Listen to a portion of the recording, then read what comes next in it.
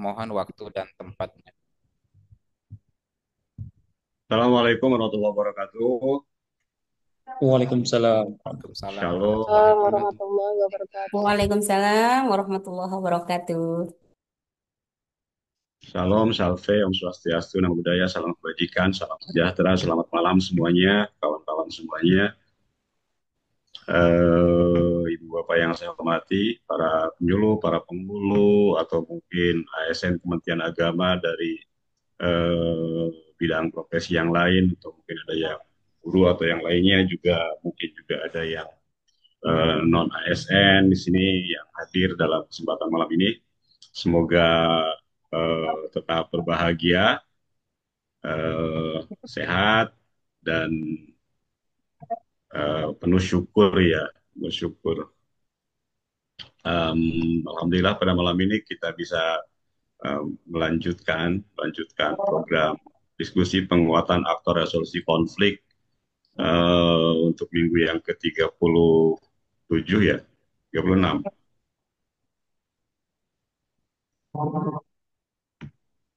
Eh, ya mudah-mudahan masih terus bisa dijalankan dan memberi manfaat buat kita semua.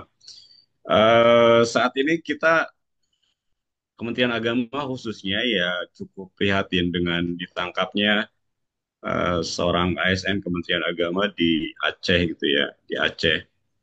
Beberapa tahun sebelumnya di tahun 2018 itu ada juga keterlibatan Kementerian Agama dalam jaringan teror, tapi saat itu yang ditangkap itu laki-laki dan ASN Kementerian Agamanya itu istri dari eh, apa terduga jaringan teror yang ditangkap. Nah, pada hari kemarin itu hari Selasa tanggal 5 Agustus 2025 ada seorang ASN di Kanwil Kementerian Agama Provinsi Aceh yang ditangkap. Sebagai eh, pengetahuan mungkin perlu perlu disampaikan bahwa ASN inisial inisial MZ ini yang ditangkap oleh Densus 88 anti teror Polri itu ASN yang dari sisi karakter sikap kemudian tampilan sehari-hari itu ASN yang sangat ini ya eh, bersahaja, kemudian lembut juga dan apa ya, dia tidak tidak antipati terhadap orang lain gitu ya. Jadi dari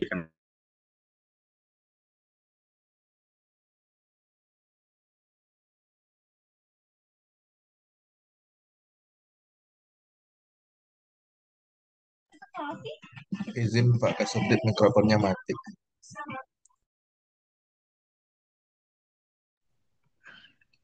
ya ASN yang ditangkap di Aceh kemarin itu dari sisi perilaku, dari sisi karakter sikap itu tidak ada apa ya, perubahan yang signifikan gitu ya. Em, jadi misalnya dia tidak anti NKRI, dia juga tidak anti merah putih misalnya, kemudian juga tidak ada ujaran-ujaran kebencian atau kebencian kepada pemerintah atau misalnya menyebut pemerintah sebagai togut atau apa ya, zolim misalnya, atau hal-hal lain yang mengacu pada eh, ya dari sisi karakteristik fisik misalnya tidak juga menunjukkan apa ya, ciri-ciri penampilan yang apa eh, cenderung seperti kelompok Salafi Wahabi misalnya. Dia pakaiannya stylish atau ya kalau dalam istilahnya itu ya flamboyan gitu ya, flamboyan, terus memakai minyak wangi juga dan seterusnya gitu. Jadi tidak ada hal-hal yang menunjukkan bahwa dia itu eh, menyukai atau condong pada gerakan kekerasan gitu. Nah, eh, ya dari diskusi yang kita lakukan tadi malam, yaitu tergabung dengan salah satu jaringan teror ya, tapi kemudian kelompok teror ini kelompok yang apa mengangankan atau menginginkan khilafah ini mereka memodifikasi ajaran sehingga lebih moderat gitu ya, lebih moderat, mengakui menerima NKRI, kemudian bersikap seperti biasa, kemudian tidak tidak juga melakukan tindakan kekerasan, misalnya menganggap harta orang lain sebagai harta misalnya yang boleh dirampas, direbut dan sebagainya gitu. Nah, jadi infiltrasinya itu lebih lebih lembut gitu ya, lebih lembut, lebih halus sehingga mungkin bisa jadi nanti ada banyak orang yang kemudian tertarik dan mengikuti kelompok ini gitu ya, faksi ini gitu. Dan sasarannya diantaranya ya di kalangan birokrat, ASN, para pegawai gitu ya, para pegawai, dan proses untuk pengenalan pengenalan terhadap kelompok ini itu cukup panjang gitu, cukup panjang, berbulan-bulan bahkan bertahun-tahun. Jadi mungkin bisa jadi infiltrasinya ini lebih lebih dalam gitu ya, lebih dalam kepada orang yang kemudian di prospek ya. Kalau di antara teman-teman ada yang pernah di prospek misalnya saya mengalami pernah di prospek juga ya. Jadi didatangi, kemudian didakwahi, diajak ngobrol berkali-kali, kemudian kita berdiskusi atau bahkan berdebat tentang ajaran Islam, tentang hal-hal lain. Nah, itu proses itu sangat lama gitu di kelompok ini. Nah, mungkin kemudian ya karena keterlibatannya dalam jaringan ini kemudian MZ ini kemudian ditangkap oleh Densus 88 anti teror. Nah, berkaca pada peristiwa kemarin di Aceh, maka ya kami berharap bahwa kawan-kawan secara khusus ARK gitu ya, secara khusus para aktor resolusi konflik ini bisa lebih aware gitu ya, lebih aware, ya lebih waspada lagi karena ya bisa jadi sebenarnya ya ada di antara kawan-kawannya kita atau misalnya di tetangga kita atau saudara kita yang sebenarnya sudah bergabung dengan kelompok ini, kemudian ya dari sisi perilaku, sikap dan yang lainnya itu mungkin tidak menunjukkan perubahan yang signifikan. Nah, dibutuhkan kesigapan dan kewaspadaan kita. Ya, saya ya jangan sampai kemudian tiba-tiba ada lagi ASN Kemenag dan ternyata setelah ditelusuri bahwa dia pernah mengikuti sekolah penyuluh dan penghulu aktor resolusi konflik gitu ya. Oh, itu luar biasa itu. Eh, akan menjadi pukulan yang sangat telak bagi upaya kita untuk melakukan penguatan moderasi beragama dan kerukunan di Indonesia. Nah, saya berterima kasih kepada Pak Muhammad Ripai dari Tori Tori yang menjadi moderator pada diskusi kita kali ini, kemudian juga secara khusus Pak Muhammad Yusran juga. Itu kalau saya dibaca di flyer itu Yusran, yang benarnya Yusran atau Yusrang ini. Kayaknya panggilannya Yusrang ini kalau dalam bahasa Perancis itu kan ujung N itu kan dibacanya ong. Jadi Amran itu Amrong, Amrong gitu. Yusran jadi Yusrang.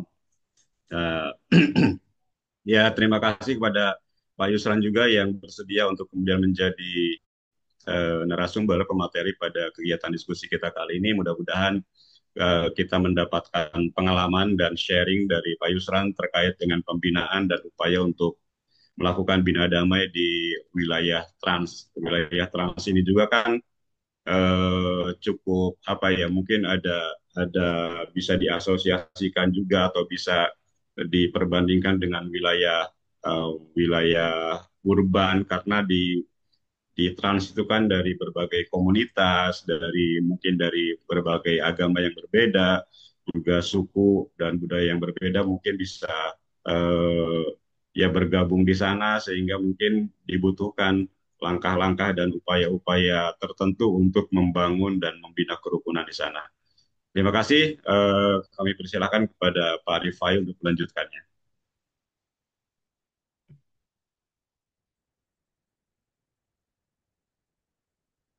Assalamualaikum warahmatullahi wabarakatuh. Ya, Waalaikumsalam warahmatullahi Waalaikumsalam wabarakatuh. warahmatullahi wabarakatuh. Terima kasih Bapak Kasubdit. Kita lanjut di cara selanjutnya, yaitu pemaparan materi yang insya Allah akan disampaikan oleh saudara saya. Beliau juga salah satu alumni eh, aktor resolusi konflik di Manado. Beliau akan membawakan materi terkait manajemen konflik dan pembinaan umat pada wilayah transmigrasi di Kabupaten Mamuju Tengah. Ya, sedikit profil yang saya ketahui dari beliau adalah beliau eh, menamatkan S1-nya di Universitas Al-Asyariah Mandar, Polewali Mandar ya. Kemudian beliau berasal dari Kabupaten Mamuju Tengah. Beliau bertugas itu di kantor Kementerian Agama Mamuju Tengah. Nah, sedikit hobi yang beliau miliki adalah membaca dan menulis. Itu yang saya ketahui ketika kami bersama-sama mengikuti aktor resolusi konflik di Manado kemarin. Dan beliau ini juga merupakan salah satu nominator penyuluh apa ini? Saya lupa sudah. Ya, salah satu nominator Payor. penyuluh yang terbaik ya. Beliau ini sempat di Jakarta tapi ya belum rezeki untuk mendapatkan juara satu. Tapi alhamdulillah mungkin nanti tahun ini bisa menjadi juara satu ya, amin. Kepada Bapak Muhammad Yusran, kami persilahkan waktu dan tempat untuk memaparkan materinya. Terima kasih kepada saudara moderator Bapak Muhammad Rifai. Ya, beliau ini ya kurang lebihnya kenal lah dengan kami, dengan saya karena kebetulan kemarin satu angkatan di Manado, Sparknya, dan kebetulan di Manado itu satu kelompok juga. Jadi kurang lebihnya dinamika selama di Manado itu dapatlah sama beliau. Ya, alhamdulillahirrahmanirrahim. Wa bihi nasta'inu ala umuri dinina wa din. Sayyidina wa maulana Muhammadin wa ala alihi wa ashabihi ajma'in amma ba'du. Yang terhormat dan yang kami takzimi Bapak Kasubdit Bina Paham Keagamaan Islam dan Penanganan Konflik Keagamaan, Bapak Haji Dedi Slamet Riyadi MAG. Yang kami hormati pula Bapak Kasubtim Evaluasi Kinerja Penyuluh Agama Islam, Bapak Heru Susanto. Bang Hersus, terima kasih menyempatkan waktunya hadir di tengah-tengah kita. Yang saya banggakan, Bapak-bapak, Ibu-ibu sekalian, peserta diskusi debat ya, penguatan aktor resolusi konflik pada malam hari ini. Puji syukur kepada Allah Subhanahu wa taala yang telah memberikan kita nikmatnya sehingga kita bisa sama-sama menyempatkan waktu kita, menyedekahkan sedikit waktu kita untuk mendiskusikan terkait penguatan aktor resolusi konflik. Mudah-mudahan setelah kegiatan ini ada sesuatu yang bisa kita petik. Salawat dan salam kepada junjungan kita Rasulullah Muhammad SAW, suri teladan kita, dan khususnya bagi saudara kami yang Muslim. Mudah-mudahan mudah-mudahan kita semua senantiasa mendapatkan syafaatnya. Baik, Bapak Ibu sekalian, sebelum kami lanjut, izinkan kami untuk share screen terlebih dahulu.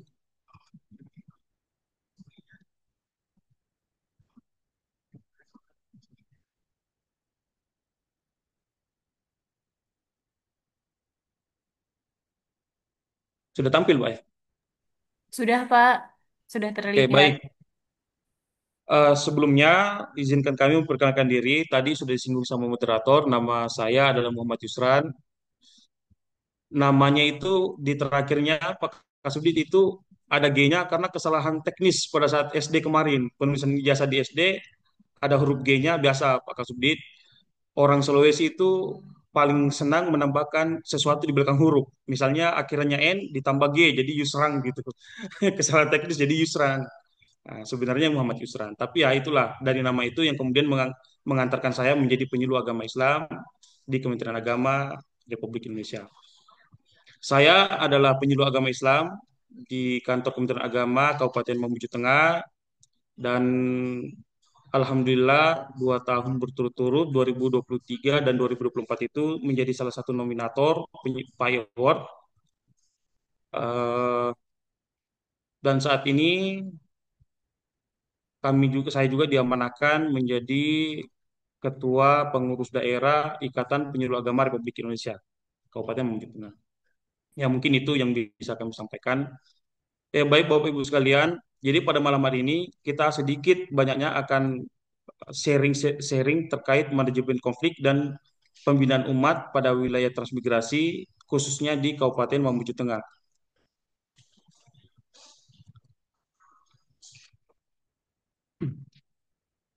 Jadi sebelum kita lanjut membahas materi kita pada malam hari ini, jadi adapun gambaran umum kegiatan malam hari ini yaitu melalui presentasi ini diharapkan kita bisa berbagi terkait dinamika pembinaan umat di wilayah kita masing-masing, khususnya di wilayah transmigrasi yang ada di Kabupaten Mamuju Tengah.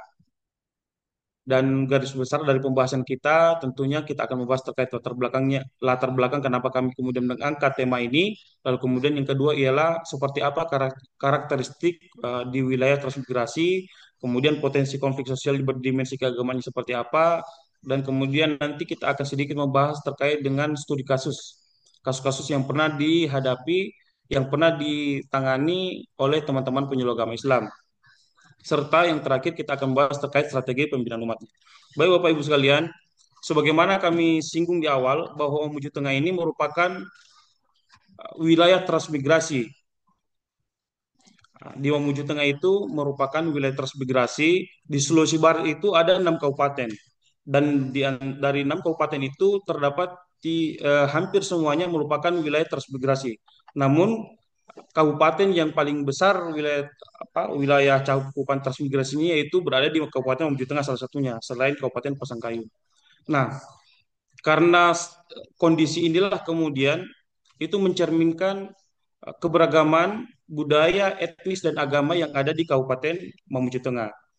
Dan dari keberagaman ini tentunya akan menciptakan dinamika sosial yang begitu kompleks tentunya. Kenapa bisa?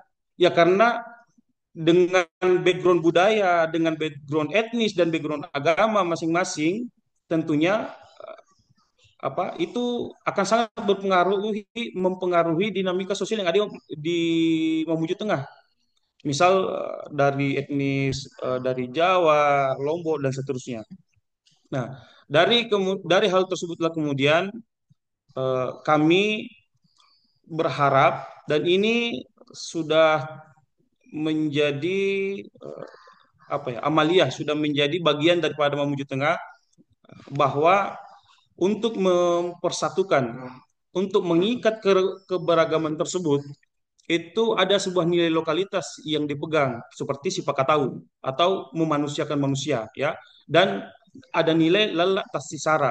Itu lalak tasisara itu yaitu berbeda-beda tetap satu seperti itu. Dan nilai-nilai ini tentunya berperan penting di dalam menciptakan keharmonisan di tengah-tengah keberagaman masyarakat Mamuju Tengah.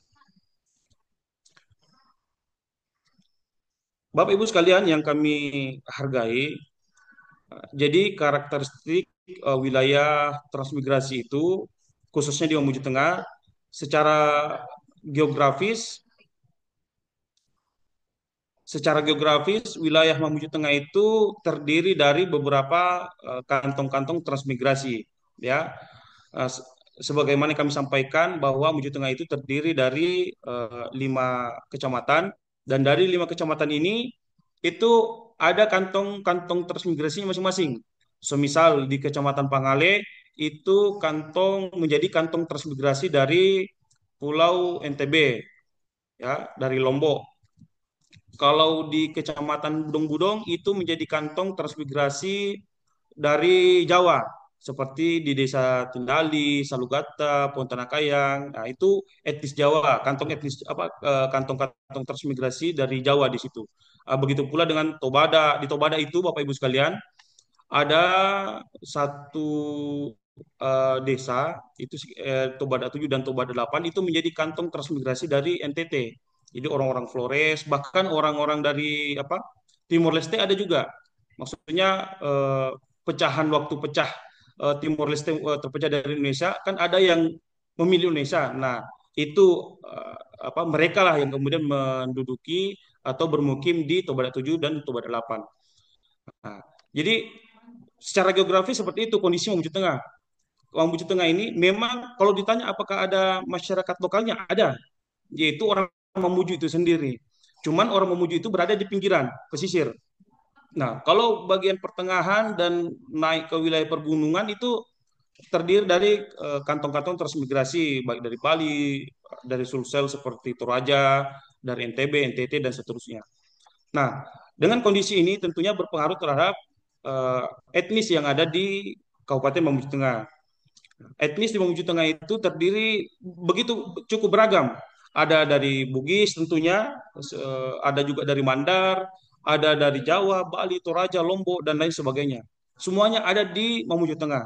Sehingga Mamuju Tengah ini juga dikenal dengan sebutan Indonesia Mini. Karena keberagamannya betul-betul beragam, heterogen masyarakatnya. Nah, dan ini pula berpengaruh terhadap kondisi keagamaan masyarakat Mamuju Tengah. Mamuju Tengah itu semua agama ada, kecuali Konghucu. Di Mateng ini ada agama Islam, Kristen, Katolik, Hindu, dan Buddha. Konghucu belum ada di Mamuju Tengah. Dan kemudian karakteristik terakhir yang ada di wilayah transmigrasi tentunya dari segi penghasilan. Jadi di masyarakat Mamuju Tengah itu yang mendominasi sumber penghasilannya ialah pada sektor pertanian, perkebunan, dan kehutanan.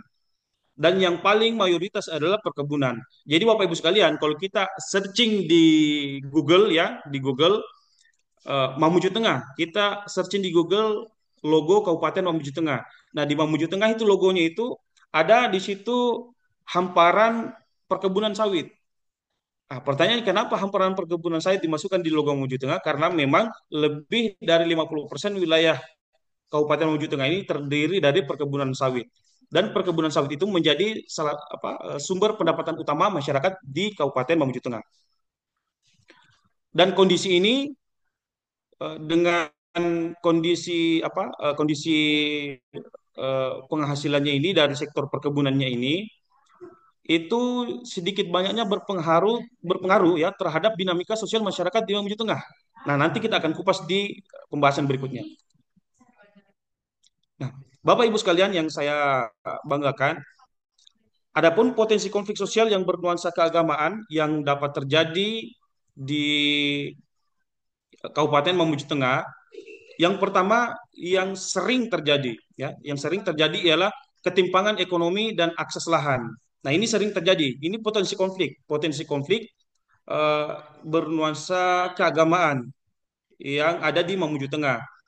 Maksudnya ketimpangan ekonomi dan akses lahan seperti apa? Jadi Bapak Ibu sekalian, di Mamuju Tengah sebagaimana kami jelaskan bahwa Mamuju Tengah ini mayoritas itu wilayahnya adalah perkebunan sawit. Nah, karena kondisi tersebut sehingga itu berpotensi melahirkan konflik-konflik lahan. Semisal konflik lahan di Kecamatan Budong-Budong.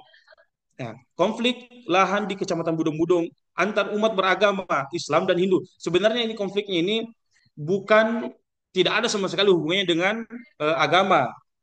Tidak ada hubungannya dengan agama. Cuman karena kebetulan yang berkonflik itu adalah orang yang beragama antara orang yang beragama Islam dan Hindu, sehingga yang naik kemudian ke publik adalah isu-isu keagamaan. Oh, itu si A itu orang Islam, oh itu si B itu orang Hindu. Oh, orang Hindu ini sama orang Islam yang lagi berkonflik dan seterusnya. Nah, jadi konflik lahan, konflik agraria arahnya ke konflik keagamaan. Itu potensi konflik yang pertama. Lalu kemudian potensi konflik yang kedua yang sering yang berpotensi potensi konflik yang kedua yaitu eksklusivisme komunitas. Maksudnya seperti apa? Jadi Bapak Ibu sekalian, sebagaimana wilayah transmigrasi dan sebagaimana kami jelaskan di awal tadi bahwa Mamuju Tengah itu terdiri dari kantong-kantong transmigrasi. Nah, masing-masing kelompok transmigrasi ini tidak tidak mutlak ya, tapi cenderung membentuk komunitas-komunitas yang sedikit banyaknya agak tertutup seperti itu ya, bukan mutlak tertutup saya keseluruhan tidak ya. Nah, dia agak cenderung ya walaupun semakin ke sini agak mulai berbaur tapi itu eh, apa eh, vibes-nya vibes untuk tertutupnya itu agak agak terasa sampai saat ini. Nah, lalu kemudian yang ketiga potensi konflik yang dapat terjadi di Mamuju Tengah itu yaitu mau tidak mau kami mau harus mengakui bahwa dialog lintas iman di masyarakat Mamuju Tengah itu masih agak minim, ya termasuk minim. Ya, walaupun di Mamuju Tengah itu ada organisasi FKUB dan bahkan teman-teman penyuluh juga terlibat di situ, tapi dengan kehadiran FKUB itu belum menjadi belum menjadi eh, belum menjadi trigger untuk kemudian dialog lintas iman itu terjadi di masyarakat Mamuju Tengah seperti itu. Nah, kami di eh, IPARI itu sendiri selalu mendorong bagaimana kemudian diskusi terkait lintas iman ini dalam hal bermuamalah, dalam hal praktek beragama itu selalu kami dorong seperti itu. Semisal kami di pengurus IPARI, kami libatkan semua penyuluh agama dalamnya, Islam, Kristen, Katolik, Hindu, Buddha. Kami libatkan semua di setiap ada momentum, setiap ada kegiatan, kami libatkan semua teman-teman penyuluh. Dan program kami memang berbau moderasi, toleransi. Semisal beberapa kali kami melakukan kegiatan bakti sosial moderasi beragama. Maksudnya bakti sosial moderasi itu seperti apa? Jadi di beberapa desa, desa Bamba Manurung kemarin dan baru-baru ini desa Toba Tiga, itu kami melakukan bakti sosial. Jadi kami mengundang tokoh agama, tokoh pemuda lintas agama, ya, tokoh agama dan pemuda lintas agama, aparat desa, tokoh masyarakat. Kami undang semuanya untuk melakukan kegiatan bersih-bersih rumah ibadah. Nah, itu kami lakukan di Desa Bambu dan baru-baru ini kami lakukan di Desa Pulongaan atau Badak Tiga. Itu kami lakukan untuk apa? Untuk men-trigger masyarakat bahwa oh seperti ini harusnya masyarakat keberagaman itu harus disikapi seperti ini loh, begitu. Jadi dialog-dialog lintas agama itu bukan hanya kegiatan dialog, tapi kita implementasikan. Nah, lalu kemudian potensi konflik berikutnya di masyarakat Mamuju Tengah dan saya rasa ini potensi konfliknya ini hampir terjadi di seluruh pelosok negeri, yaitu perbedaan tradisi keagamaan. Jadi sering terjadi gesekan antar masyarakat karena faktor tradisi keagamaan. Misal ada satu kelompok saudara Muslim kita yang memiliki perbedaan pandangan terhadap masyarakat. Misalnya mereka agak berbeda paham atau tidak menyetujui praktek-praktek tradisi atau lokalitas. Itu sering terjadi. Nah, perbedaan seperti itu sering memunculkan gesekan-gesekan di tengah-tengah masyarakat. Nah, kasusnya pernah ada kemarin terjadi kasusnya dan nanti kita akan sampaikan itu.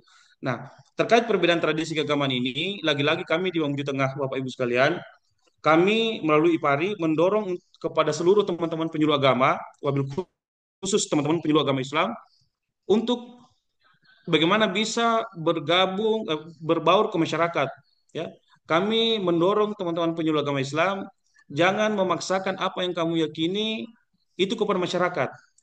Nah, karena ketika apa yang kita yakini itu ternyata berbenturan dengan masyarakat, maka yang terjadi adalah kita tidak diterima oleh masyarakat. Coba bayangkan ketika teman-teman penyuluh itu berseberangan dengan masyarakat, ya.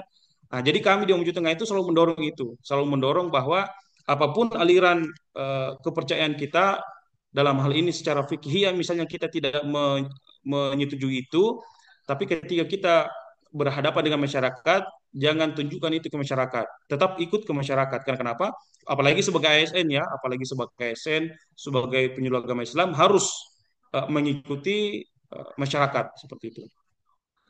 Baik Bapak Ibu sekalian, nah ini adalah studi kasus yang pernah dialami oleh teman-teman penyuluh agama Islam. Kami pribadi juga pernah alami. Yang pertama itu pernah terjadi di Kecamatan Karosa pada tahun 2019. Itu ada penolakan pembangunan rumah ibadah saudara kami dari umat non-Muslim yang berkembang, yang kemudian berkembang menjadi isu-isu agama. Penolakannya itu hampir sama dengan penolakan-penolakan yang terjadi di beberapa wilayah, yaitu terkait administrasi dan yang kedua yaitu terkait izin masyarakat sekitar seperti itu. Nah, alhamdulillahnya teman-teman penyuluh agama juga terlibat di dalam situ untuk memediasi. Kita hadirkan tokoh-tokoh agama dari Islam, kita hadirkan ustadznya, pemuka agamanya, dari yang saudara kami umat Kristiani juga kami hadirkan dari pendetanya. Kita berikan pemahaman pada saat itu bahwa tuntutan masyarakat itu seperti ini. Nah, untuk persyaratan administrasinya minta tolong untuk dipenuhi. Lalu kemudian terkait izin dengan masyarakat, nah, kami apa ya istilahnya, kami mediasi untuk terjalin komunikasi yang lebih intens. Nah, dan begitu pula kepada masyarakat umat Islam pada saat itu diberikan pemahaman bahwa secara administrasi akan dipenuhi. Kemudian kedua, untuk izin kepada masyarakat lokal itu akan dimediasi akan senantiasa dimediasi, akan senantiasa dijalin, dibangunlah komunikasinya seperti itu. Dan alhamdulillahnya kemarin itu penolakannya itu tidak sampai mencuat ya, tidak sampai meningkat, tidak sampai tereskalasi hingga terjadi hal-hal yang tidak diinginkan seperti di beberapa wilayah lainnya. Begitu pula di Tobada pada tahun 2024. Nah, ini di Tobada 2024. Ini terjadi tahun lalu, ini baru-baru terjadi. Dan kami juga ikut di dalamnya bahwa ada kasus di mana masyarakat menolak pembangunan musola bagi kelompok LDII. Nah, kita kan semua mengetahui secara bersama bahwa kelompok LDII ini kan memang diakui oleh negara. Tapi paradigma masyarakat, persepsi masyarakat terkait LDII yang sudah terbangun selama ini itu tidak bisa sulit untuk dihilangkan. Nah, jadi pada saat itu kelompok LDII ingin membangun musola di desa Polongaan, ya di desa Dobrak 3. Iya, kelompok LDII mau membangun musola di situ, tapi mengalami penolakan sama masyarakat. Penolakannya itu yang pertama, tempat mereka untuk membangun musola itu jaraknya kurang lebih sekitar 200 meter, 100-200 meter dari Masjid Jami, ya, masjid desa. Nah, lalu kemudian yang kedua, kenapa masyarakat menolak ialah faktor itu tadi, masyarakat memahami LDI itu seperti itu, ya, kelompok yang eksklusif. Lalu kemudian penolakan yang ketiga adalah tidak mencukupi administrasinya. Jadi kan untuk membangun rumah ibadah itu kan harus ada 60 KTP masyarakat yang mungkin ya yang menjadi jamaah rumah ibadah tersebut. Ditambah 30 orang masyarakat sekitar. Nah, itu yang tidak terpenuhi oleh teman-teman saudara-saudara kita dari LDII. Kemarin itu lumayan alot ya, karena teman kami penyuluh agama Islam juga ada sedikit beliau merasa sedikit terteror lah ya, selalu didatangi rumahnya oleh kelompok LDI. Ya mungkin niatnya untuk bersilaturahim, untuk memperjelas, cuman mungkin kurang enak jadi merasa seperti itu. Nah, akhirnya untuk menghindari sesuatu yang tidak diinginkan, karena kami juga mendengar laporan dari masyarakat bahwa masyarakat kemarin itu bahkan mengatakan, wah kita siap untuk menggeruduk, ya, untuk kasarnya kita mengeksekusi seperti itu. Nah, cuman supaya dia tidak tereskalasi, kami penyuluh melakukan inisiatif memediasi itu. Jadi kami kumpulkan tokoh agama, kemudian tokoh dari kelompok LDI itu sendiri, tokoh masyarakat, Pemdes, pihak kecamatan, bahkan Babinsa, Babin Kaptimah kami hadirkan pada saat itu di mediasi. Dan kesimpulannya mereka tidak boleh membangun musola karena tidak memenuhi persyaratannya seperti itu. Nah, ini sebelum lanjut, ini juga menjadi PR kita sebagaimana disampaikan oleh Pak Kasubdit tadi terkait kasus kemarin yang baru-baru terjadi. Ada seorang ASN yang ditangkap sama Densus 88. Nah, ini kelompok LDI ini kemarin yang ingin membangun rumah ibadah itu, yang membuat kita dilema adalah bahwa yang menjadi pengurusnya juga orang Kementerian Agama, keluarga besar Kementerian Agama itu yang menjadi dilemanya kita. Tapi karena kita bicara dengan kita menggunakan kepala dingin, kita coba berdialog, kita diskusikan, carikan jalan tengahnya, dan alhamdulillahnya ya mereka bisa memahami. Dan kemudian kasus yang ketiga di Kecamatan Budong-Budong pada tahun 2023, sebagaimana yang kami singgung di awal, bahwa pernah terjadi persetegangan antara umat yang beragama Islam. Intinya terjadi persetegangan antara dua orang, antara satu yang beragama Islam dan satu beragama Hindu. Karena kasus agraria. Nah, kemudian timbul pertanyaan, kenapa kita mau memasuki kasus-kasus agraria? Nah, kami tidak memasuki, kami tidak fokus kepada permasalahan agrarianya. Yang kami masuki pada saat itu, yang teman-teman penyuluh agama Islam masuki adalah isu-isu agamanya, isu-isu yang kemudian memuncak, yaitu isu agama. Seolah-olah yang bertikai ini antara umat agama Islam dengan agama Hindu. Nah, itu yang kami masuki. Nah, kami tidak memasuki pada ranah agrarianya, ya kami tidak masuki. Jadi yang kami masuki adalah pada ranah isu-isu agamanya itu. Nah, lalu kemudian, alhamdulillah melalui teman-teman penyuluh agama Islam di sana, di Budong-Budong itu kemudian melakukan mediasi, dan tentunya menghadirkan tokoh agama dari masing-masing, ya. Dari Hindu itu menghadirkan bangkunya, Islam itu imam setempat, tokoh masyarakat, pemerintah desa dihadirkan. Jadi kami memberikan penekanan bahwa eh, kasus ini murni persoalan agraria, persoalan lahan antar dua belah pihak. Tidak ada sangkut pautnya dengan agama. Soalnya yang beredar di masyarakat adalah isu-isu agama. Jadi kami memberikan pemahaman itu, kami meminta semua untuk menahan diri untuk menaikkan ini isu-isu agamanya. Dan alhamdulillahnya tidak terjadi, tidak sampai tereskalasi. Lalu kemudian yang terakhir itu di Desa Tobadak. Di Desa Tobadak pada tahun 2021 ini seperti kasus di tempat-tempat lain, di kemarin kami diskusikan dengan salah satu narasumber juga, yaitu terkait ketegangan antar remaja. Jadi biasa remaja menghadiri kegiatan, mengikuti kegiatan olahraga di lapangan, terus ada persetegangan, pergesekan, lalu kemudian ia memuncak menjadi isu-isu agama. Padahal ya biasa kenal-kenalan remaja, ya antar, karena kebetulan dua remaja ini satu dari etnis yang mayoritas dari etnis mayoritas Kristen, satu lagi itu remajanya dari etnis yang mayoritas Muslim. Akhirnya yang memuncak naik adalah isu agamanya. Cuman alhamdulillahnya teman-teman, lagi-lagi kita melakukan pendekatan persuasif, pendekatan kekeluargaan, langsung kita hadirkan kita mendatangi rumahnya, memberikan penjelasan kepada orang tuanya masing-masing untuk menahan diri. Ya, jadi pendekatan itu yang kami lakukan, ya, pendekatan persuasif, pendekatan kekeluargaan. Sehingga alhamdulillahnya tidak sampai timbul pertikaian persoalan keagamaan. Jadi Bapak Ibu sekalian, jadi strategi pembinaan yang kami lakukan di wilayah transmigrasi ini, yang pertama tentunya pendekatan multikultural dan inklusif.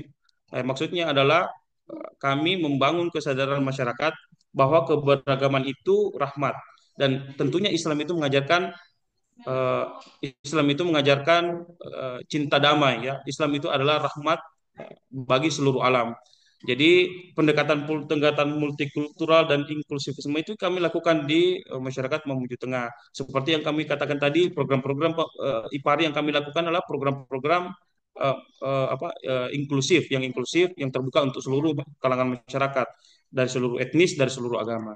Dan tentunya strategi yang kedua yang kami lakukan adalah penguatan FKUB. Jadi kami mendorong FKUB ini, ya, kami mendorong FKUB untuk eh, apa untuk melakukan pembinaan kepada masyarakat terkait keagamaan ini betul-betul mengena sampai ke desa-desa, ya. Bukan hanya berada pada tataran narasi, melakukan dialog, bukan hanya sebatas itu, tapi betul-betul langsung ke tengah-tengah masyarakat, melakukan kegiatan-kegiatan yang bersentuhan dengan masyarakat langsung, seperti supaya nilai-nilai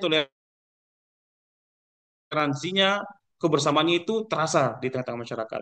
Lalu kemudian yang ketiga yang kami lakukan adalah melakukan kolaborasi dengan nilai lokal kearifan apa dengan nilai kearifan lokal tentunya seperti menanamkan nilai-nilai relatasi sara bersama tidak terpecah belah dan sifat kata memanusiakan manusia. Tentunya nilai ini kami bawa selalu setiap kami melakukan kegiatan-kegiatan penyuluhan, kegiatan-kegiatan pembinaan umat beragama.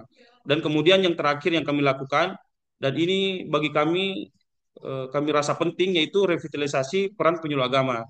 Jadi kami sekali lagi di Partai Maju Tengah ini mendorong penyuluh agama bukan hanya khususnya penyuluh agama Islam misalnya itu bukan hanya berada pada tataran menjadi penceramah, membawakan khutbah, ya, mengisi materi di majelis taklim, pengajian majelis taklim dan TPA TPQ, bukan hanya itu. Kami mendorong teman-teman penyuluh agama untuk menyentuh seluruh sektor kehidupan masyarakat, ya, untuk menjadi fasilitator, menjadi edukator, menjadi advokator bagi seluruh masyarakat.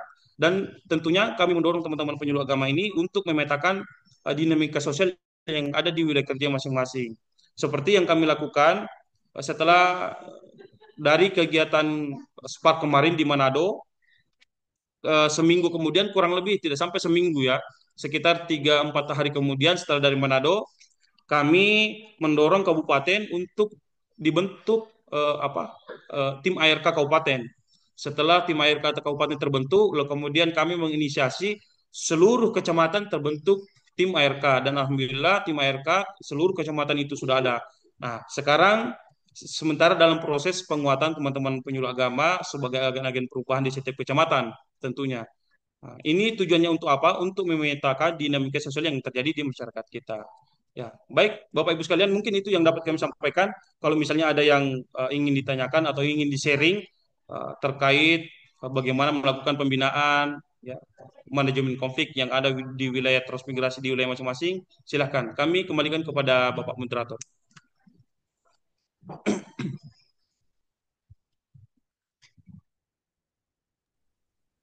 Ya, terima kasih atas materi yang disampaikan oleh saudara saya Muhammad Yusran.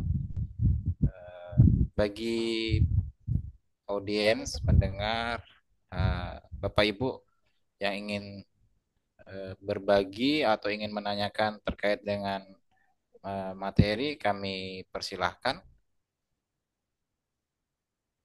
Barangkali ada yang ingin ditanyakan, kami berikan waktu dan kesempatan tentunya dengan raise hand ya. Ya, kami buka sesi tanya jawab. Mungkin untuk yang pertama, di sesi pertama ini saya beri kesempatan 2 atau 3 orang penanya gitu.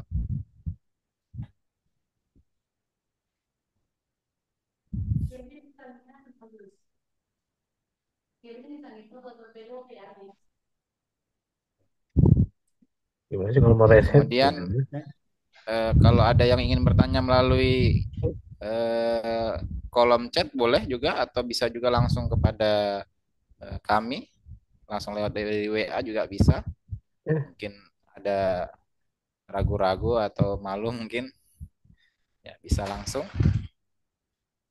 Ya, kami persilahkan Ibu Aryani Mamasa. Iya, tadi resen ya Bu Aryani ya. Kebetulan beliau juga ini salah satu aktor resolusi konflik di ARK tahun 2024 kemarin. Ya, kami persilahkan.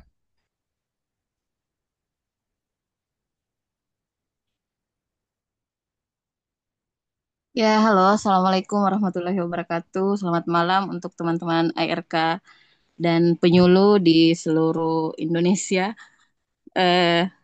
Ya, sangat menarik perbincangan kita pada malam hari ini dan mohon maaf karena tidak bisa menyalakan kamera. Ya, menarik Pak Yusran pembahasannya tentang masalah daerah transmigrasi dan konflik-konflik yang terjadi di dalamnya. Saya tertarik karena saya ini mantan penyuluh Mamuju Tengah juga. Ya, sebelum mutasi ke wilayah Mamasa ikut suami. Jadi dulu saya pernah bertugas 2 tahun di Mamuju Tengah. Dengan alhamdulillah ada beberapa hal yang kami sudah perbuat, termasuk kami sudah membentuk 2 desa kampung eh, moderasi beragama, dan itu sudah alhamdulillah dapat istilahnya apa ya kemarin sertifikat ya Pak Yusran dari Pak Menteri. Betul. Ya, dan alhamdulillah itu kami jadi ketua panitia pada waktu itu, sebelum meninggalkan Mamuju Tengah tentunya. Jadi memang berbicara tentang Mamuju Tengah ini daerah yang dikatakan Indonesia mini ya, karena hampir semua etnis ada di sana. Di wilayah saya sendiri di Babana, Desa Babana, Kecamatan Budong-Budong itu ada sampai 30 etnis di dalamnya. Jadi ada sampai Bugis, Bali, Jawa, Mandar, Toraja, eh, pokoknya hampir 30 kalau tidak salah itu hari saya bahas di sambutan KMB.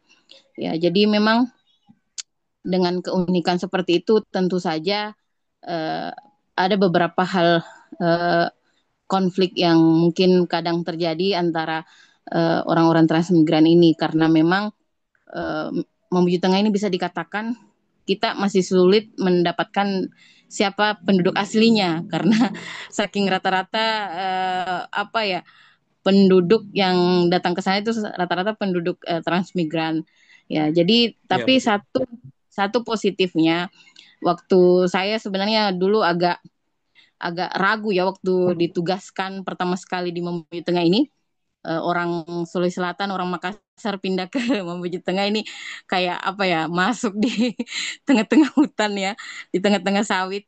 Tapi alhamdulillah karena mungkin kami semua pendatang tidak ada yang merasa saya ini loh pribumi. Jadi kami diterima begitu baik dan alhamdulillah semua penduduk menerima kita dengan baik.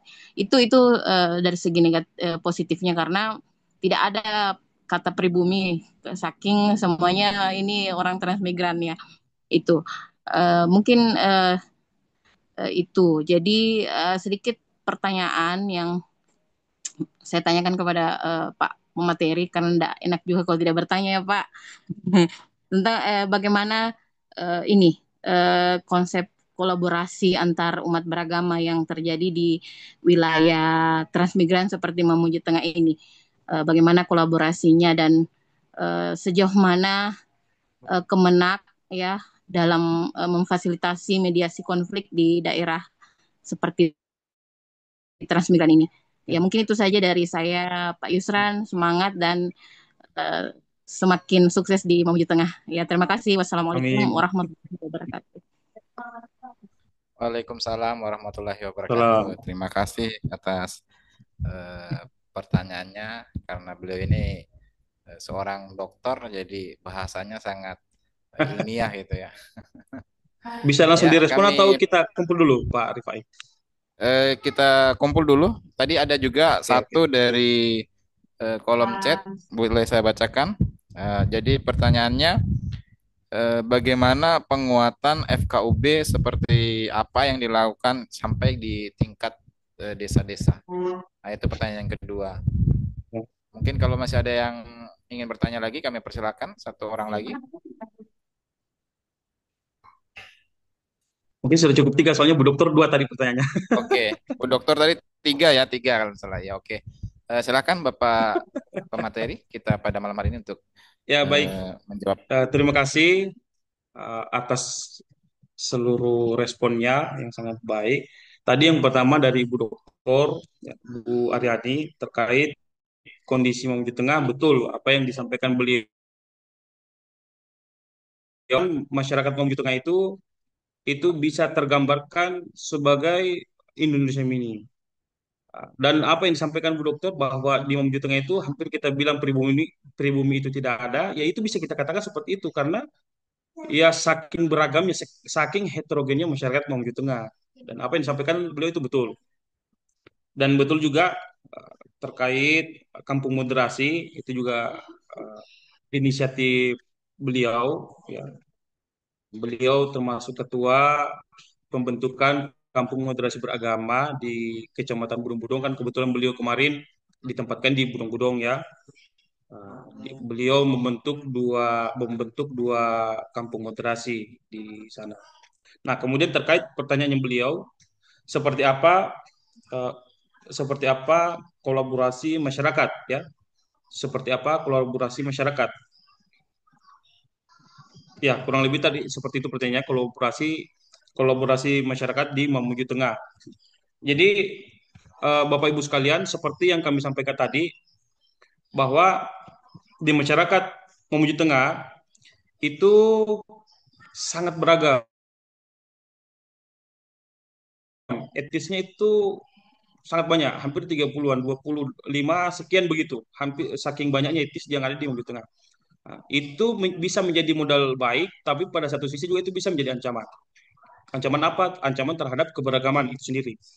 Nah, yang sering terjadi di masyarakat Mamuju Tengah itu, alhamdulillahnya sampai detik ini, walaupun masyarakat Mamuju Tengah itu beragam, etnisnya maupun agamanya, namun ketika saya ambil contoh, misal ada salah satu masyarakat yang ingin melakukan kegiatan eh, pernikahan ataupun kegiatan-kegiatan lainnya. Nah, biasanya atau membangun rumah dan seterusnya, itu biasa yang terlibat di situ masyarakat seluruh masyarakat yang ada di sekitar situ, baik itu yang dari etnis Jawa, Lombok dan seterusnya terlibat di situ, orang dari Toraja, orang dari Mamasa itu terlibat di situ. Begitu pula karena begini Bapak Ibu sekalian, karena kondisi keberagaman di Mamuju Tengah itu akhirnya terjadi biasa pernikahan silang antar etnis, sehingga itu berpengaruh terhadap kebiasaan masyarakat di Mamuju Tengah. Nah, jadi eh, kolaborasi masyarakat itu lebih ke implementatif, lebih ke apa yang mereka lakukan. Nah, jadi ketika mereka melakukan ada yang melakukan upacara peradatan tertentu, itu masyarakat dari etnis lain itu bergabung di situ, memeriahkan di situ. Begitu pula sebaliknya. Nah, jadi bentuk kolaborasi yang terjadi di masyarakat itu seperti itu. Kenapa bisa seperti itu? Karena ada tadi nilai lokalitas yang dipegang oleh masyarakat, yaitu lelak tas sisara. Artinya kita tetap satu, tidak bercerai-berai. Kurang lebih itu nilainya yang dipegang oleh masyarakat Mamuju Tengah. Jadi siapapun masyarakat dari etnis manapun dia, ketika dia masuk ke Mamuju Tengah, secara naluriah dia akan memegang nilai tersebut. Karena kenapa? Nilai itu sudah tertanam di tengah-tengah masyarakat Mamuju Tengah. Dan itu secara naluriah akan terbangun di personal mereka masing-masing. Lalu kemudian yang kedua, sejauh apa perannya Kementerian Agama? Alhamdulillah sejauh ini Kementerian Agama itu cukup terlibat aktif ya di dalam setiap menangani persoalan-persoalan ya, ketika ada potensi-potensi konflik. Salah satunya yang kami sebutkan tadi, ketika penolakan pembangunan rumah ibadah oleh kelompok LDII. Kementerian Agama sangat terlibat aktif di situ melalui penyuluh agama Islam dan juga ya unsur pimpinan dari Bimas Islam, bahkan kepala kantor Kementerian Agama itu sendiri terlibat aktif. Begitu pula yang pernah terjadi. Pernah terjadi kelompok LDII, lagi-lagi kelompok LDII ya, itu melakukan masyarakat bersama dengan tokoh agama dan membawa aparat melakukan penggerebekan terhadap kelompok LDII yang melakukan sholat Jumat di rumah. Melakukan sholat Jumat di rumah, padahal ada masjid di situ dekat. Dari rumah itu dekat ada masjid. Tapi dia tidak mau sholat Jumat di situ. Dia mau mereka melakukan sholat Jumat di rumah masyarakat. Akhirnya itu digerebek, lalu kemudian istilahnya apa ya? Diinterogasi lah, ditanya-tanya lah, kenapa seperti itu? Nah, sepemahaman Kementerian Agama bahwa LDI itu diakui sama negara dan LDI dalam tanda kutip itu sudah kembali ke fitrah lah istilahnya. Tapi kenapa ada seperti itu? Nah, itu dilakukan Kementerian Agama sangat terlibat aktif. Terlebih ya sebagaimana kami sampaikan, ada warga Kementerian Agama, ketuanya lah, kita katakan ketuanya adalah orang dari Kementerian Agama itu sendiri. Nah, jadi kalau ditanyakan sejauh mana keterlibatan Kementerian Agama, sangat terlibat ketika terjadi potensi-potensi konflik di tengah-tengah masyarakat. Lalu kemudian yang kedua pertanyaannya tadi saya lupa cantumkan namanya, bagaimana penguatan FKUB. Jadi penguatan FKUB kami yang dilakukan di Mamuju Tengah itu sifatnya kolaboratif ya. Sifatnya kolaboratif, sifatnya kerjasama. Karena bisa seperti itu, karena di FKUB itu sendiri kan ada teman-teman penyuluh agama yang terlibat di situ, yang aktif di dalam kepengurusan FKUB. Jadi setiap ada kegiatan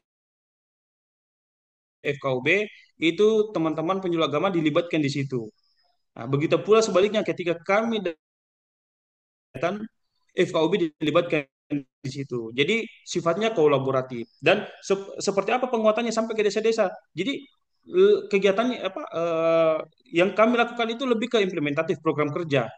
Nah, jadi kami berusaha mengurangi sesuatu yang bersifat naratif begitu, maksudnya narasi seperti dialog-dialog. Dialog boleh, cuman alangkah lebih baiknya ketika itu diimplementasikan, dilakukan supaya betul-betul mengena di masyarakat, betul-betul masyarakat bisa teredukasi melalui apa ya, melalui aktivitas, melalui kegiatan.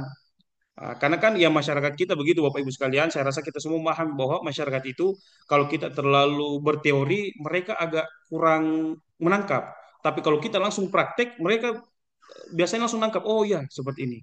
Nah, jadi itu, jadi eh, penguatan FKUB sampai kepada tingkat desa yang kami dorong itu lebih ke implementatif ya melalui program-program program kerja dan seterusnya. Ya mungkin itu. Siapa tahu ada tambahan-tambahan. Ya, silakan Pak Moderator. Ya, terima kasih. Demikian tadi eh, jawaban atau uraian dari Bapak narasumber kita. Barangkali ada tanggapan dari eh, Bu Dokter atau Bang Naif tadi yang sempat bertanya melalui kolom chat ya. Kami persilahkan.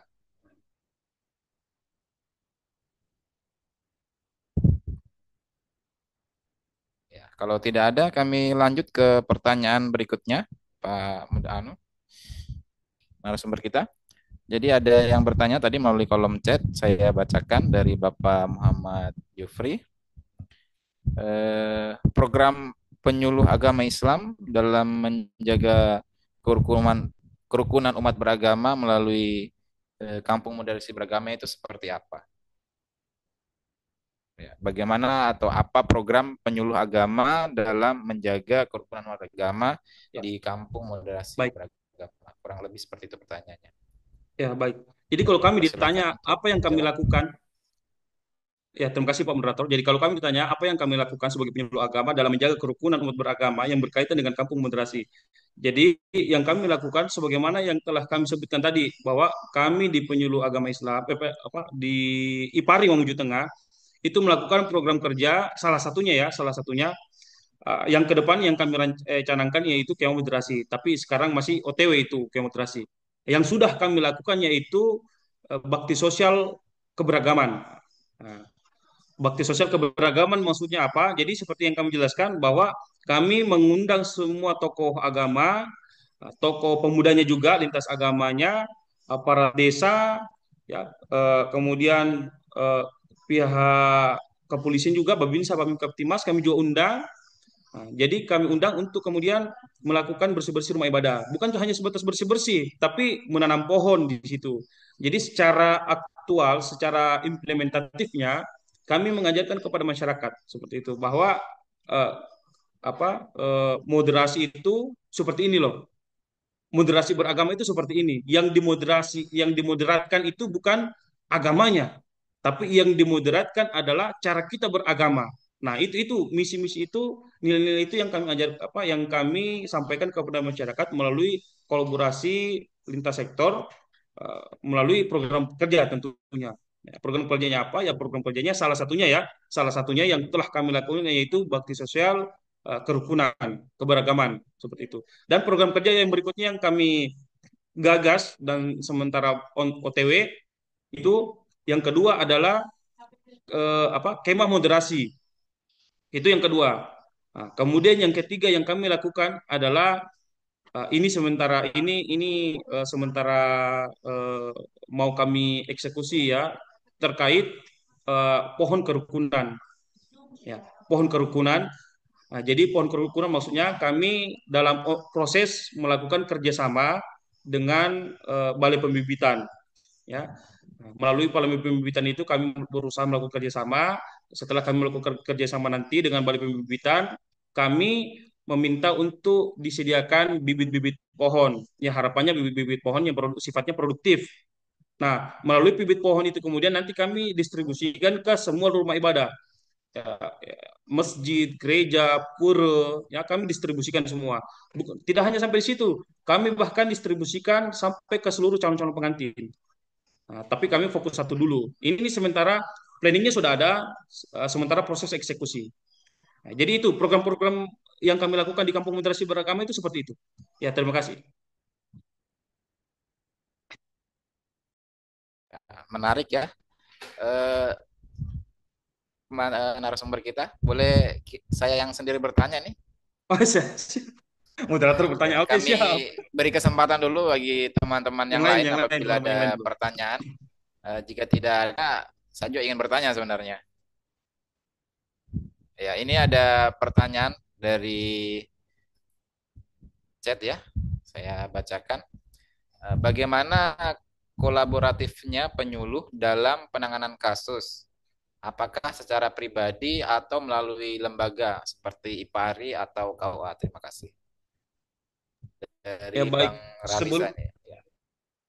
Ya, Pak Muhammad Jufri. Siap, terima kasih Ustaz. Jadi begini, jadi kolaboratif yang kami lakukan sebelum ada IPARI, ya sebelum kan IPARI kan baru-baru ini ada. Jadi sebelum ada IPARI melalui KUA. Jadi kami komunikasikan dengan Pak Kua.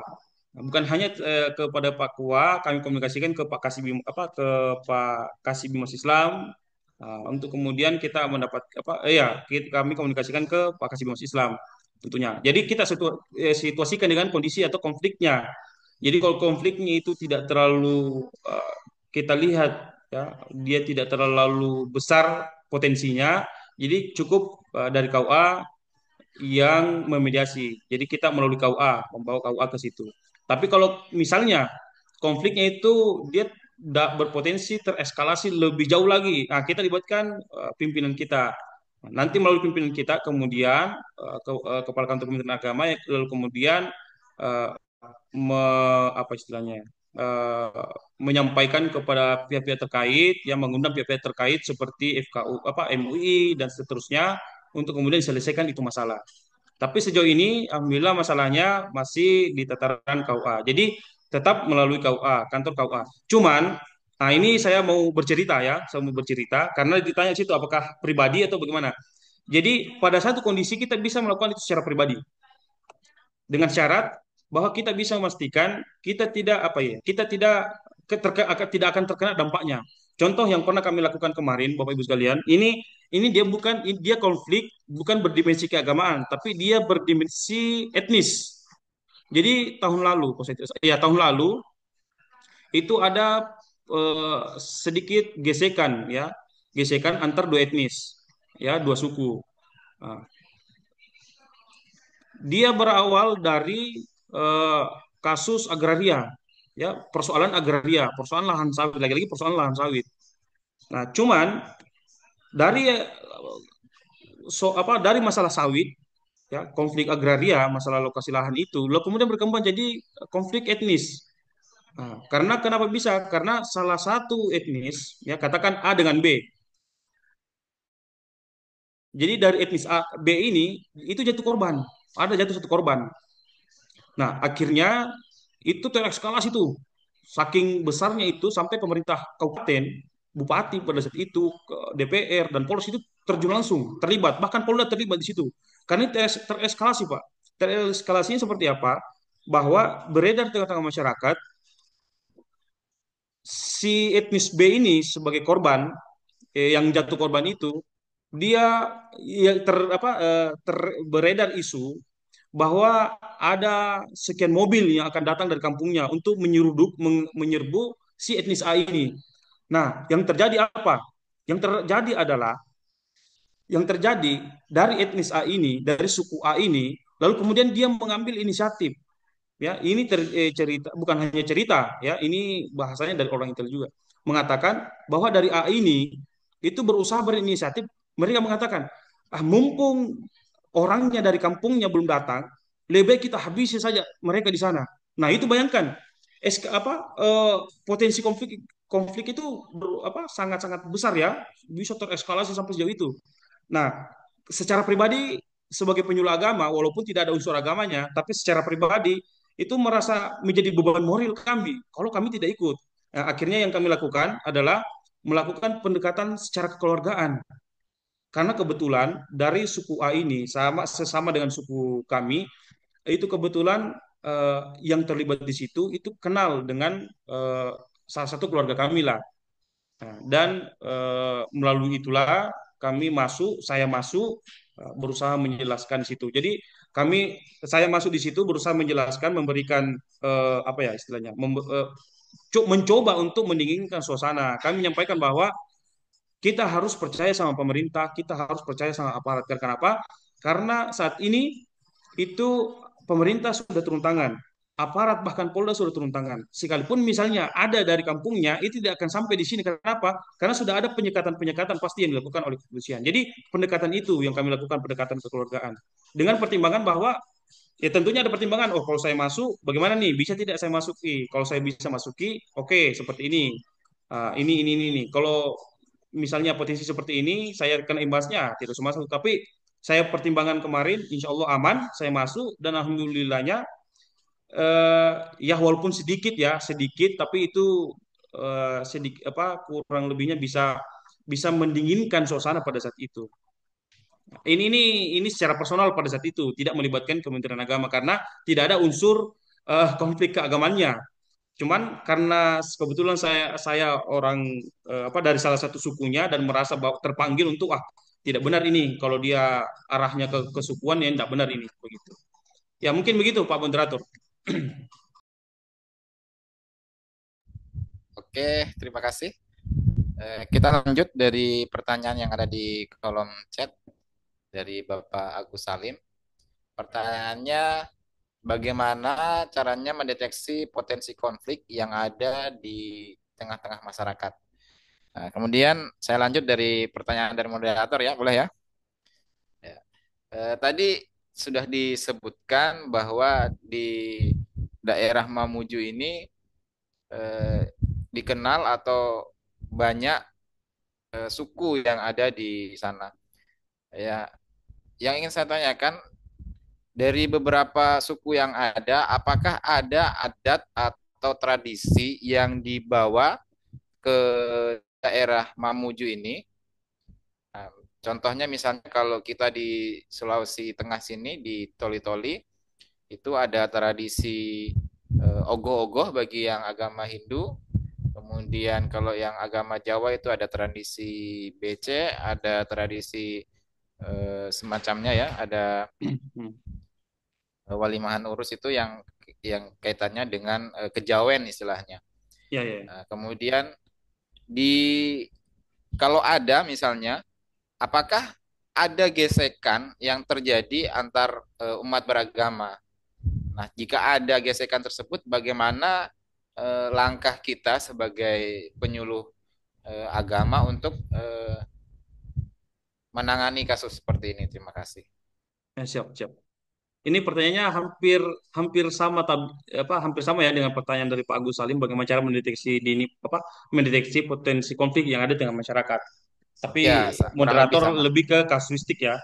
Ya, mungkin ini menjawabnya sekaligus mungkin ini menjawabnya. Jadi ya baik, apakah ada adat yang dibawa oleh masing-masing etnis ini? Jadi tentu ada, karena kan kami sampaikan bahwa di Mateng ini kan mayoritas wilayahnya adalah wilayah transmigrasi. Jadi setiap kecamatan itu merupakan kantong-kantong transmigrasi. Apakah ada adat yang mereka bawa? Tentunya ada adatnya. Lalu kemudian pertanyaannya, apakah ada gesekan di tengah masyarakat terkait adat itu? Kalau antar etnisnya, antar masyarakatnya yang membawa budayanya, lokalitasnya itu tidak pernah terjadi gesekan, tidak pernah terjadi penolakan. Bahkan yang seperti tadi moderator sebutkan, yang tradisi umat Hindu yang di pantai itu apa tadi? Ogogo ya? Yang di pantai yang menyerahkan secara itu biasanya keliling kampung, Pak. Kalau yang ke pantai apa tuh? Pernah terjadi tuh yang sering dilakukan masyarakat sini itu Hindu sini tuh kalau merayakan perayaan hari besarnya mereka. Itu di pantai itu. Nah, Iya, pagar besi nah, biasanya atau tidak Saraswati itu kalau mm-mm. biasanya kalau ke pantai. Nah, kemarin itu kan terjadi di bulan puasa kemarin kan hari raya besarnya umat Hindu tuh. Nah, di Mamuju Tengah itu umat Hindu rayakan itu di pinggir pantai. Dan uniknya masyarakat Hindu yang melakukan kegiatan di bulan suci Ramadan. Tahu yang menjadi apa yang pengusaha UMKM yang menjual di sekitar situ semuanya umat Muslim, termasuk istri saya sendiri. Jadi apa? Jadi di Mamuju Tengah itu tidak ada, alhamdulillahnya sejauh ini dan mudah-mudahan itu ke depan tetap terjaga. Tidak ada terjadi gesekan antar masyarakat terkait tradisinya masing-masing. Mungkin mungkin ya yang berpotensi itu adalah kelompok yang eksklusif. Nah, itu dia yang berpotensi adalah kelompok eksklusif yang menolak nilai-nilai lokalitas, yang menolak tradisi, ya mengatakan tradisi sesat dan seterusnya lah. Nah, itu berpotensi. Nah, bagaimana cara kita untuk mendeteksi potensi konflik tersebut? Nah, jadi khususnya untuk teman-teman di penyuluh agama, Bapak Ibu sekalian, sebagaimana yang kami sampaikan di awal bahwa khusus untuk teman-teman penyuluh agama itu jangan sampai teman-teman penyuluh agama menjadi pemantik konflik di tengah-tengah masyarakat terkait tradisinya masyarakat. Jadi kami melakukan yang pertama yang kami lakukan itu penguatan di teman-teman penyuluh agama. Tentunya yang kedua yang kami lakukan untuk mendeteksi konflik itu ialah melihat situasi masyarakat tersebut, ya, kondisinya di lapangan itu seperti apa. Praktek apa saja yang sering dilakukan oleh masyarakat dan apa yang biasanya yang memicu konflik di tengah masyarakat. Nah, khususnya di masyarakat Mamuju Tengah itu sendiri, ya, di mana sebagian besar wilayahnya ada perkebunan sawit, sejauh ini biasa potensi konflik-konflik yang besar itu biasa dia berawal dari konflik agraria. Nah, itu di Mamuju Tengah itu dia konfliknya itu mau dia ujungnya etnis, kesukuan maupun dia itu ujungnya agama, itu biasanya sebagian besar itu berawal dari agraria. Nah, selain agraria adalah yaitu tadi, ya, tradisi-tradisi yang kelompok-kelompok yang eksklusif mencoba untuk mengcounter ini tradisi-tradisi. Nah, seperti itu. Jadi yang kami lakukan itu seperti itu. Yang pertama tentunya di teman-teman penyelam kami itu sendiri. Kalau di lapangan ya seperti itu tadi. Nah, kalau di lapangannya. Ya mungkin itu.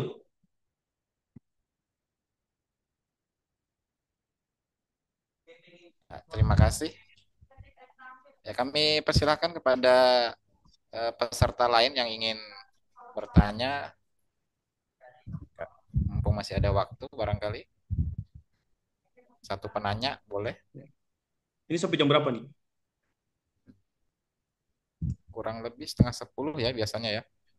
Kalau sekarang ini menunjukkan Oke, pukul 8 lewat 55 menit untuk Indonesia Tengah. masih lumayan lah panjang. Ya kalau bisa kita siapa tahu ada dari Bapak-Bapak Ibu sekalian yang wilayahnya itu merupakan wilayah transmigrasi, ya coba kita sampaikan pandangannya bagaimana selama ini melakukan penyuluhan di wilayah transmigrasi. Juga mungkin bisa. Apakah ada kesamaan dengan apa yang kami alami atau seperti apa?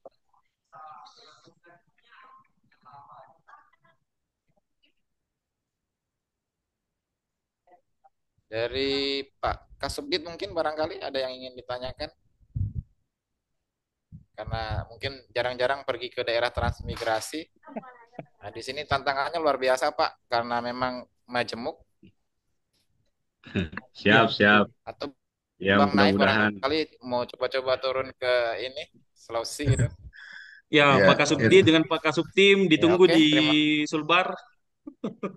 itu di Ya, saya juga belum pernah ke Sulbar itu ya. Sangat Ya, ditunggu, Pak.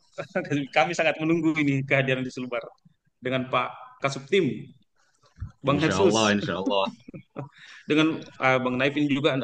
ya Kami ya sangat oke. tunggu Bang kehadirannya di Mamuju Tengah, khususnya di Sulbar lah. ya mau Di mau Sulbar, na- di mau Sulbar nanya ada boleh. durian. Kalau kalau suka durian montong bisa lah. Ya mau nanya boleh ya. Oke, silakan. Ya Siap, siap, silakan siap. Pak. Nah ini kan pengalaman misalnya kalau di daerah-daerah transmigran itu kan terjadi segregasi ya. Segregasi itu misalnya gini loh. eh, eh, etnis tertentu atau agama tertentu itu ngumpul satu desa gitu. Nah, pengalamannya Mas Yusran di sana bagaimana? Apakah transmigran itu membaur satu desa, misalnya satu suku, atau sudah membaur, misalnya suku ini nggak ada dalam satu satu desa tok gitu. Nah, Oh ya, bagaimana di wilayah di Mamuju Tengah itu? Karena itu kan kayak model-model kayak segregasi begitu kan semacam potensial. potensi untuk konflik. Jadi kalau nggak diajak membaur, misalnya dalam satu desa itu banyak suku, itu mungkin lebih potensinya lebih kecil. Tapi kalau sudah terpetah-petakan, misalnya desa ini orang Bugis semua, desa ini desa orang Jawa semua, itu kan bisa menjadi potensi. Gimana di Mamuju Tengah? Apakah terjadi segregasi seperti itu? Ya, baik, terima kasih Pak Kasubdit. Terkait apakah ada segregasi di Mamuju Tengah, di masyarakat Mamuju Tengah. Jadi sebagaimana yang kami sampaikan tadi, bahwa di Mamuju Tengah itu kan terdiri dari beberapa kantong-kantong etnis, tapi tidak ada, misal di Kecamatan Pangale, di Desa Kuo misalnya, di situ kan mayoritas dari etnis Lombok, dari Lombok di situ, Nusa Tenggara Barat. Nah, begitu pula di misalnya Kecamatan Tobat Kecamatan Budong-Budong ada Desa Tinali, Desa Salugata, di situ etnis Jawa di situ yang mayoritas. Nah, begitu pula di Tobada, ya ada di Tobada 7, Tobada 8 itu yang mayoritas di situ orang dari saudara-saudara kita dari NTT. Cuman kalau dikatakan apakah ada segregasi sejauh ini, kami belum mendapatkan itu, Pak Kasubdit. Karena kondisinya masyarakat eh, di kantong-kantong transmigrasi tersebut itu ada juga dari suku-suku lain. Katakan di Desa Kuo yang mayoritas di situ dari Lombok, katakan. Di situ kan mayoritas Lombok, tapi ada juga dari dari etnis lain. Jawa di situ ada, orang Mandar juga di situ ada, orang Bugis di situ juga ada. Begitu pula di Desa Tinali, di desa ya Tinali ya Salgata. Nah, di situ mayoritas Jawa. Cuman orang Makassar di situ ada juga orang Makassar, orang Bulukumba, ada juga di situ orang Bugis, Mandar. Nah, di situ jadi bercampur. Jadi kalau untuk dikatakan apakah ada segregasi sejauh ini belum ada. Begitu. Nah, kalau dikatakan apakah ada eh, apakah pernah terjadi konflik, nah, karena faktor seperti itu, alhamdulillah sejauh ini belum pernah terjadi di Mamuju Tengah. Nah, mungkin itu Pak Kafdi. Kalau segregasi atas nama agama ada nggak? Misalnya, kan tadi kan suku gitu. Ya, Nah, nah kampung, lebih-lebih kalau misalnya kampung ya, Islam, kampung Hindu, kampung Kristen. oh, Iya, kalau penyebutan ada. Nah, maksudnya penyebutan apa istilahnya ya? Misalnya di Desa Salupangkang, bilang itu kampung Hindu di sana. Cuman bukan berarti di sana betul-betul murni Hindu, tidak. Ada juga orang Jawa di sana, ada juga orang Mamuju di sana. Cuman hanya sebatas penyebutan dari masyarakat sekitar supaya biasanya agar lebih mudah memahami. Kalau dia sebutkan kampung Hindu, oh ada, oh berarti daerah Salupangkang misalnya, seperti itu. Kalau sebut Kampung Lombok, biasanya yang tergambar itu oh daerah Pangale nih banyak Lombok di sana seperti itu.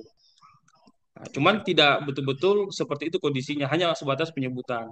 Kalau dilihat realitanya ya masyarakat berbaur, semua agama berbaur di situ. Tidak ada di satu wilayah yang betul-betul murni satu agama di situ. Seperti itu. terima kasih informasinya. Iya, ya. Ya, terima kasih Bang Naif. Eh, Terima kasih. Berikut tadi pertanyaan terakhir ya.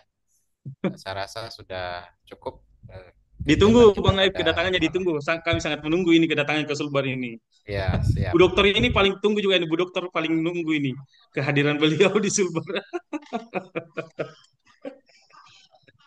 Ya. Oke, barangkali narasumber kita cukupkan kegiatan kita pada malam hari ini. Sebelum kita tutup, barangkali bisa diberikan sedikit dari closing statementnya kita, dari narasumber kita. Kami persilahkan waktu dan tempat. Ya, baik, terima kasih. Jadi sebagai closing statement kami mengajak kepada seluruh teman-teman penyuluh agama maupun teman-teman penghulu, wabil khusus teman-teman penyuluh agama, eh, mari kita merubah paradigma kita di dalam melakukan kegiatan penyuluhan. Kalau selama ini kita yang tertanam di kepala kita melakukan penyuluhan adalah mengisi pengajian di majelis taklim TPA TPQ, bagaimana kita harus berusaha mentransformasikan pemikiran seperti itu, bagaimana agar di dalam melakukan penyuluhan itu menyentuh seluruh sendi-sendi kehidupan masyarakat, dan khususnya terkait penanganan konflik. Intinya satu, sebagaimana pesannya Pak Yusuf Kalla pernah berpesan bahwa kalau mau menangani konflik, yang paling utama harus pelajari latar belakang dari konflik tersebut. Ya mungkin itu yang bisa saya sampaikan, kurang dan lebihnya kami mohon maaf. Akhirul kalam, jazakumullah. Assalamualaikum warahmatullahi wabarakatuh. Waalaikumsalam warahmatullahi wabarakatuh. Ya, terima kasih kepada narasumber kita pada malam hari ini. Kami ingatkan kembali kepada peserta untuk sekiranya mengisi daftar hadir yang sudah dikirim atau di share di obrolan di chat, karena itu juga salah satu penunjang kita dalam mengikuti kegiatan pada malam hari ini. Untuk sesi berikutnya kami kembalikan kepada admin untuk sesi foto bersama. Kemudian saya juga mengucapkan banyak terima kasih kepada Bapak Kasubdit, kemudian Bapak Kasubdit, Kasubtim, kemudian narasumber dan seluruh peserta karena telah bergabung pada kegiatan webinar kita pada malam hari ini. Ucapan terima kasih sekali lagi. Kemudian ucapan permohonan maaf apabila ada kekeliruan kata, bahasa, karena kami masih dalam tahap belajar, masih perlu menambah wawasan, jadi kritik dan saran kami terima dengan lapang. Demikian yang dapat saya sampaikan, kami pandu acara kita pada malam hari ini. Jadi kami serahkan kepada admin. Saya akhiri, wabillahi taufiq warahmatullahi wabarakatuh. Waalaikumsalam warahmatullahi wabarakatuh. Izin bagi teman-teman, kita akan mengambil dokumentasi bagi yang berkenan menyalakan kamera. Di sini ada 6 slide. Slide pertama, 1, 2, 3. Slide kedua, 1, 2, 3. Slide ketiga, 1, 2, 3. Slide keempat, 1, 2, 3. Slide kelima, 1, 2, 3. Slide keenam, 1, 2, 3. Baik, terima kasih. Jangan lupa diisi link absensinya karena waktunya terbatas. Ya, kalau terlambat ngisi nggak bisa mendownload dari sertifikatnya. Lumayan buat eviden kinerja. Saya selalu, terima kasih semuanya. Assalamualaikum warahmatullahi wabarakatuh. Waalaikumsalam warahmatullahi wabarakatuh.